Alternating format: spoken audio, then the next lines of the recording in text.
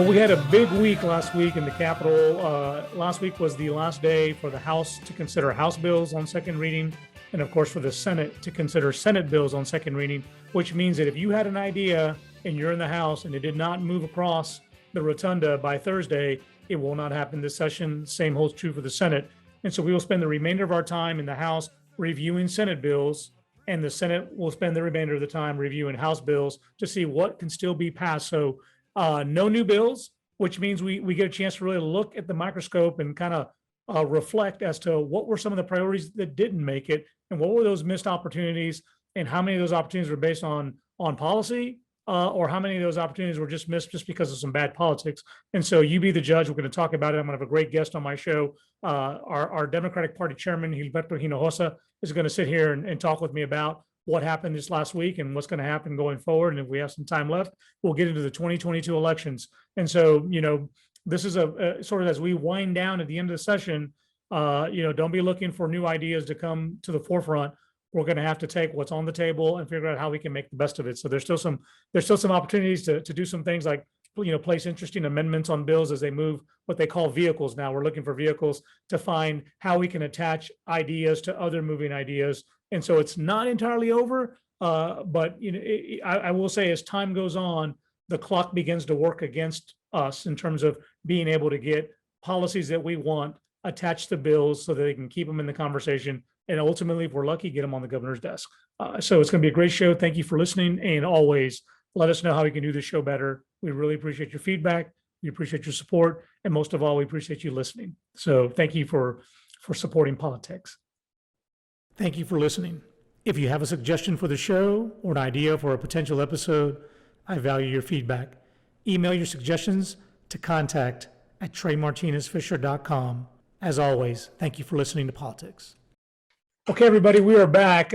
We have one of our, most awesome guests that we've had on this show. This is the chairman of our Democratic Party, Gilberto Hinojosa. You know him. He's been the face of our party for quite some time. And I'm not just saying this because he's on the show. I have told him, I have said it publicly. I knew that he was going to make a difference in the party just because of his engagement. And I often say this very respectfully. I don't say it to be critical of anybody else, but I have spent more time talking to Chairman Hinojosa just in his first term as party chair than I had with all of the previous chairs that preceded him over the course of my career. And that just kind of says a lot about his work ethic and his drive and what his commitment to this party. So Chairman, it's awesome for you to be on this show. This is a podcast that you and the party have been very collaborative in promoting. So thanks for joining the show. Thank you for having me, Representative. Yeah. Glad to be here. Well, we appreciate that. I know you're busy, and we'll get right to it. So look, last Thursday, the Texas House and the Texas Senate had a major deadline. So last Thursday was the last day for any House member to pass their bill on second reading and over into the Senate. And of course, there was the deadline for the Senate to pass their bills on second reading from the Senate over to the House, which means you can have the best idea in the world right now.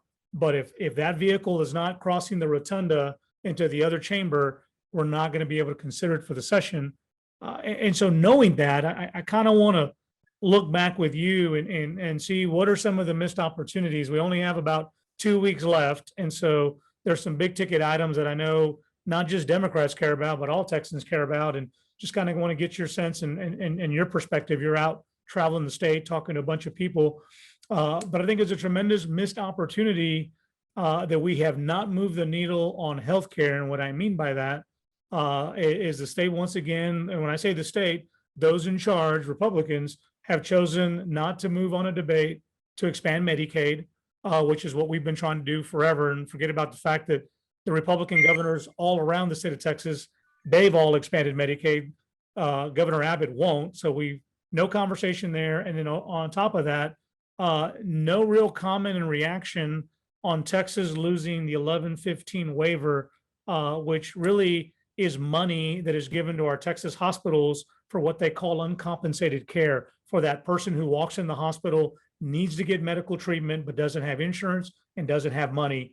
We're talking about $100 billion in terms of the value of 1115 waiver. Texas just was told less than a month ago that we're going to lose it in 2022. and there's been no reaction to that. So just, give me a sense of what's the frustration out there when it comes to missed opportunities in healthcare.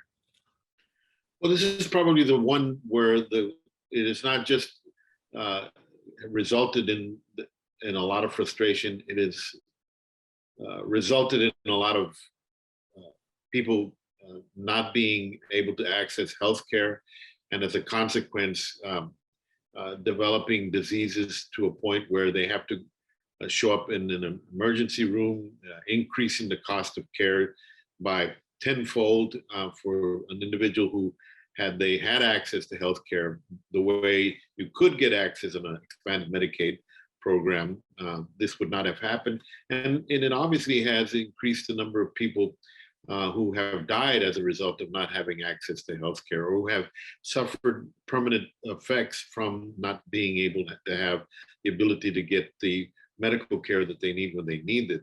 This is a program that Barack Obama started under the Affordable Care Act. The money that was going to come into Texas over a 10-year period was something like $100 billion. And this money was going to be all money paid for by the federal government, money that our taxes that we pay into the government was going to be used to fund for political reasons, for philosophical reasons. This governor, as well as Perry and the Texas Republican legislature, have refused to accept this money. It wasn't going to cost us any money until the last 2 years. And at that point, it was going to be a 90-10 match where we would only have to, I think, match 10%. And it shows you the heartlessness of this administration and of this governor when it comes to dealing with working people in this state. That's what that money is for working people. If you're very poor, you get Medicaid. If you have enough money to buy into the exchange, you can get into the exchange and get insurance. But if you're a working poor person that earns too much money to qualify for Medicaid, you fall within that gap that has about 1 million people in the state of Texas, the large majority of which are Mexican American and African Americans, and who have suffered immensely. We already are dead last when it comes to coverage and access to medical care in the nation. That's the thing about Texas. All the things that you want to be first in, we're dead last. All the things that you want to be last in, we're first usually. No, well, that's a really good answer. And I want to jump into a couple other topics, but on this issue of healthcare, when Texas refused to expand Medicaid after the Affordable Care Act was passed, then the Obama administration said, okay, Texas, we're still going to give you billions of dollars. We're going to give you a waiver. We're going to waive the requirement that you expand Medicaid and give you billions of dollars to give you time to come up with a plan. So even the Obama administration said, Texas, you don't have to expand Medicaid. You can write any plan. We can negotiate a plan just like other states have. And then ultimately we'll give you this 90-10 match. And Texas never did it. And so when with this waiver running out, this is the Biden administration saying, hey, we've given you plenty of time to come up with a plan. You haven't, and you just can't rely on this waiver money, because the waiver money will go away until you have a permanent plan. And remember, the people who don't have health care, it's not just the poor and the down and out. There are hundreds of thousands of people in Texas, or maybe even tens of thousands of people in Texas that lost their job, and they lost their coverage when they lost their job in this pandemic. People became unemployed. COVID has really changed people's lives, and you can get affordable care now if you've lost your job because of COVID. And Texas' refusal to do that is just bad politics. When I talk to Republicans all the time, why aren't we going to have a discussion on healthcare? They always say, hey, you know what? Medicaid is it's a broken system. We're not going to invest in it. But in the 11th hour in late December, if you recall, Governor Abbott went to Washington, met with President Trump, and received a 10-year waiver extension to continue to get the $100 billion of waiver money. And there was no mention of the fact that this healthcare system was broken. Abbott wanted the money from Trump. And so they signed a 10-year waiver, which the Biden administration said, hey, wait a minute, you didn't follow the process. You didn't take public input. You didn't take testimony. You you violated our public process. So we're going to rescind that offer, but you're welcome to reapply. You just have to do it legally. And the response, you would think, would be the governor and the attorney general and the Republican leaders in charge to roll up their sleeves and say, you know what, you're right, we did it wrong. We're going to do it the right way. No, they're not doing that. If you've read the news over the weekend, our attorney general, who's been indicted and awaiting trial, filed a lawsuit against the Biden administration saying, you took that 10-year waiver away from us. We want it back. We're not going to negotiate with you in good faith. We're just going to file a lawsuit, take our chances in federal court. That just really just smells of just bad politics, not bad policy, bad politics, and people are getting hurt by it. Yeah, well, look what happened with the pandemic down here in the Rio Grande Valley, because people didn't have any money to go to the doctor or to try to find out whether they had COVID, to get treated. People died. People died at numbers unprecedented across the nation down here in the Rio Grande Valley. I mean, there was, refrigerated trailers with bodies in them. You had to wait. I had a friend of mine whose mother died. She had to wait almost 3 weeks to cremate her mother. And how do you think someone feels when they know that the loved one that they lost is sitting in a refrigerated trailer for 3 weeks before you can do something to the remains of that person in a civilized way that we have been doing for many years? I mean, this is just craziness that these people are doing, and everything that we will talk about has to do with their just absolute refusal to do what's right because their fear of the right wing of the Republican Party penalizing them for doing stuff like that. Well, that's a good point. I mean, also this year we had this, just horrific weather polar vortex that really just dismantled our state. I mean, just really literally froze our state, and millions of people lost power. Even a larger number of people lost running water, and literally for about a week, people froze in their homes without running water and power. As I look at the legislation that is, now, gone from one chamber to the other, still has not been any real meaningful reforms that have been addressed by the House. And what I mean by that is, in the span of 4 days, $50 billion left people's pockets and have lined the pockets of these gas companies. And we're still trying to follow the money. We don't even know where the money is, but all accounts indicate that natural gas producers have pocketed this money. And then, of course, we know that the Texas consumers were charged some of the highest rates, $9,000 for a megawatt hour of electricity, which normally costs, somewhere around $25 an hour. For an extended period of time, that meter ran at a record high for several hours while it was unnecessary. Even our public monitors have said, you overcharge Texas consumers, you need to give that money back. We've done nothing. And now we have our regulators, those that are supposed to be keeping an eye on things, all of them have resigned. We've yet to have any ramification, not just to bring new people on to right the ship, but also to hold the ones who weren't doing a good job, hold them accountable. I mean, what kind of reaction is this meeting, out in the communities and as you talk to people across the state? Well, it's also a product, again, of who their true constituencies are. It's the right wing of the Republican Party, and it's the big oil and gas companies in the state. They are and the power companies.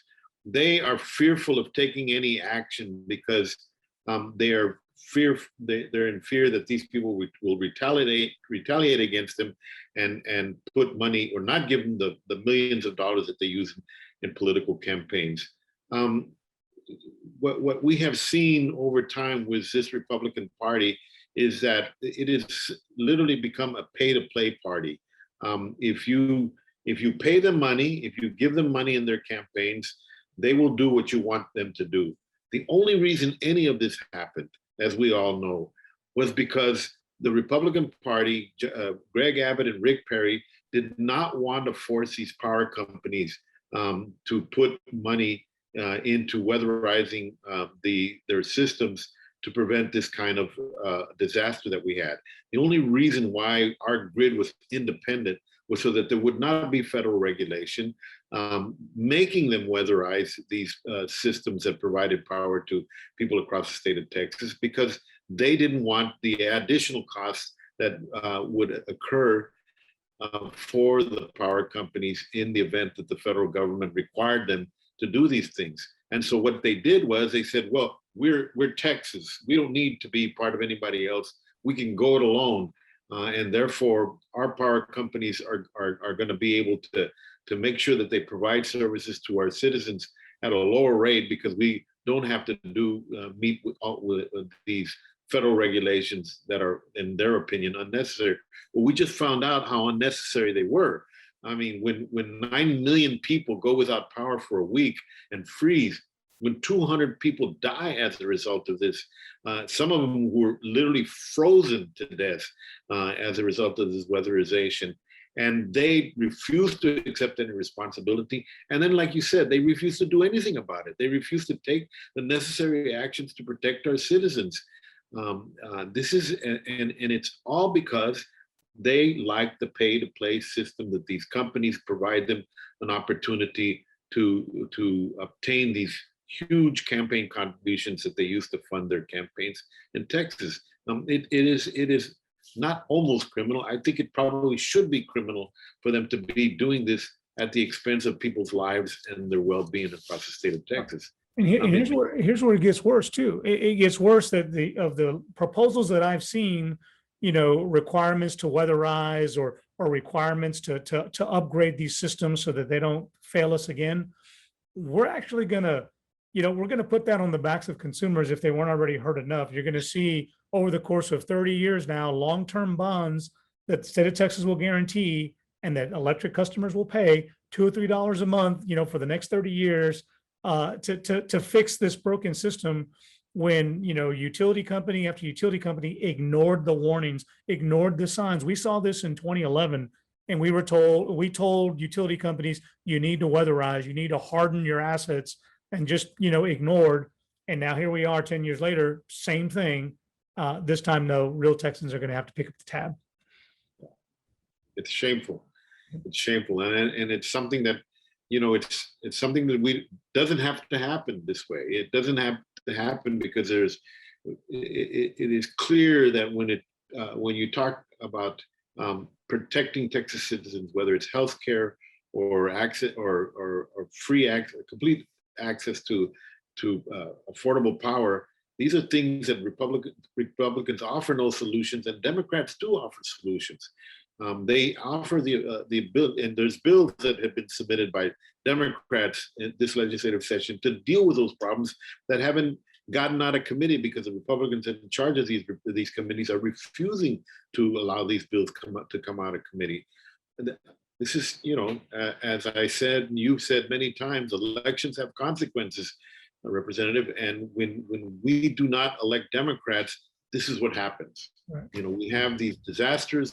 We have people losing their lives. The Republican Party refuses to adequately fund education. They refuse to provide adequate funding for higher education.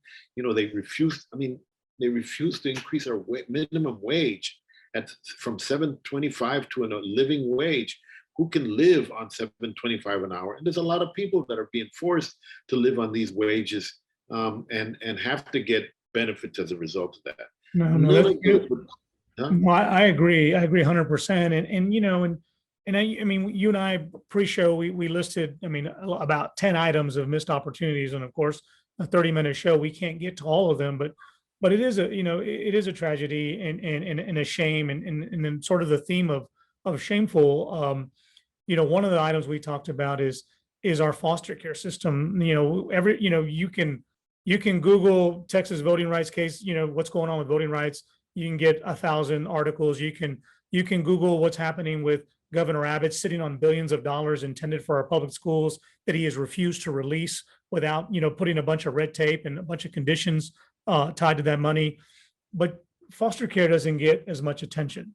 But if you reminded me that, Governor Abbott drove to San Antonio and hosted this huge press conference about mistreatment of children, immigrant children in San Antonio's Freeman Coliseum that was being leased out to host unaccompanied minors. And while he said all that, has never produced any evidence. Completely to this day has not supported it with evidence. What he didn't tell us is that as recent as last October, he was made aware that in our foster care system for American children who don't have a home, that they've been living in conditions that violated state law, and they were subjecting our own children to cruel and harsh housing arrangements. And the governor's office knew as early as last October that this system was broken and said and did nothing. Well, and there's two things that happen here. Is one, when the Republicans when Greg Abbott and the Republicans find themselves in trouble, they'll manufacture a crisis, like what they did with the children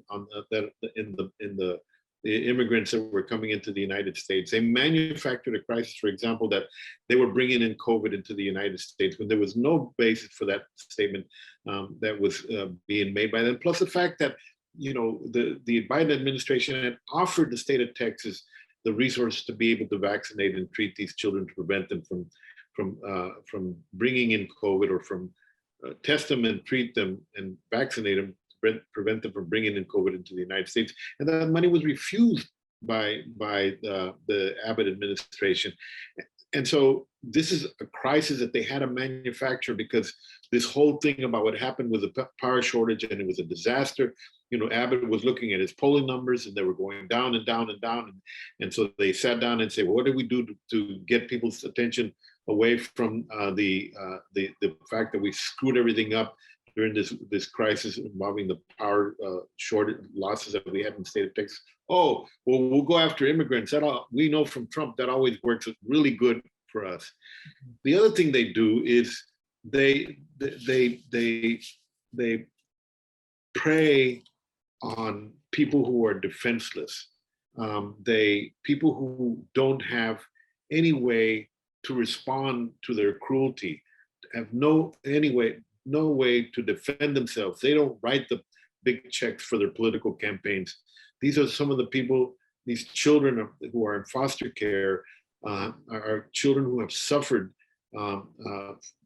since they were born, who have been in a situation that it causes long-term devastating emotional and physical effects to them. They have no way to be able to withstand what they're going through, because they don't have, the Republican leadership that only cares about pay to play, or only cares about dealing with their right-wing elements of their party. And so when they need to spend a little money to take care of these defensive children, this is not important for them. By the way, and I hate to say this, but you know this better than I do. These are people that go to church every Sunday, and they wear their religion on their sleeve, and they talk about Jesus Christ and what Jesus Christ is all about. But at the same time, they walk out of that church, and they refuse to deal with things that I would believe a good Christian would say, this is the right thing to do, that this is something that Jesus Christ would smile upon if you cared about him. It's like what we talk about them. The only time they really are in church is on Sunday. On Monday, Tuesday, Wednesday, Thursday, Friday, Saturday, and Saturday, their mind is somewhere else, and they're not taking care of the things that are important to our society, to humanity, to take care of our fellow citizens, or the fellow human beings. They don't care about that. It's what we call words versus deeds, right? I mean, they'll talk the talk, but they won't walk the walk, and it's shameful. And again, I mean, we're talking about children of abuse and neglect in a foster care system, and rather than focus on the problem, Chairman, we're not even dealing with it. This is sitting in a federal courthouse in Corpus Christi, Texas, and this is what the Monitor is telling Judge Jack. about how broken our foster care system is. And so, we're gonna leave it and maybe jump into a little bit of politics, but just, as we discuss, and I want our listeners and to be reminded, is rather than fix these problems, rather than fix our foster care system, rather than go after the culprits who had our power loss during a winter storm, rather than address the issue of long-term health care, whatever program you want to do, rather than work on those things where, we're vilifying at the border, we're neglecting our children, letting a courthouse write that policy, and we're coming up with these voting laws that are really solutions that are looking for problems, because these problems don't exist, even from the own Republican Secretary of State, who said the 2020 election was, worked out very well. As a matter of fact, here's what I'll call a newsflash: Republicans won, right? And Republicans won this election, but yet they still believe they need to go, improve the integrity of the vote. I mean, look, it's crazy, but we have no filter on this show, and I appreciate you really speaking, truth to power and telling us, just what's coming from your heart. Can you tell us a little bit in our final couple minutes, what's on the horizon for 2022? I mean, what do you see nationally? What's happening at the state level? Can you give us any inside baseball? Well, I think that after this last election, we found out something that we did not really know about, or did not suspect at all. We knew that there was a base number of Republican voters that would come out every year. They had not increased their numbers in 3 or 4 election cycles. So we knew what the win number was for us. We got to the win number and way beyond the win number. I think we had a 30% increase in voter turnout among our base this election cycle. Yet we still did not win. So what happened was Trump brought out a lot more voters than what we thought were out there, and as a result of that margin that we ended up losing by statewide, which was, even though we cut it in half from what it was with Hillary, we went to 5.5% difference between the Democrats and the Republicans in statewide. But even those 9 seats that we had targeted to flip in the Texas House, there was a total of 30,000 votes difference between what we needed to win and what we ended up getting on 9 seats, which is a very small margin that we had to make up. So we figured that the win number has to come from the fact that a lot more people need to get registered to vote and start voting, particularly in our community, in the Mexican American community. Our numbers are higher than they've ever been before, but they're still very low of where we're at. There's more than 2 million voters in the state of Texas that are not registered to vote, that are qualified to register to vote. So what we're doing is we're in order to get to the win number, which is anywhere between 225,000 statewide, which is what Beto lost by, or 600,000, which is what Biden lost by. To get to that number, we need to register enough people to be able to make up that difference. Latinos, Mexican Americans are voting 70% for Democrats. African Americans are voting above 90% for Democrats. Asian Americans are voting for somewhere around 75% for Democrats. If we can register folks, let's say 1 million people, we get to the win number. We get to the win number. And so that's one of the, if you want some inside baseball, that's what the Democrats are going to be focusing on in the next 18 months, getting people to register, engage them, and getting them out to vote, and holding on to those increases that we had in 2020 and 2018, which are our numbers in 2018 and 2020 were way, way beyond what they've ever been. In 2018, they were almost double what they had been in the election cycles before that. We keep moving up. We keep getting closer to the win number, but we gotta win. We gotta stop getting closer. We gotta get to above that win number, and that's what we're fighting for. And we believe that that's the right plan to engage in. We're working very closely with the National Party, the new chairman, Jamie Harrison, who's a good friend of mine, a good friend of Texas as well.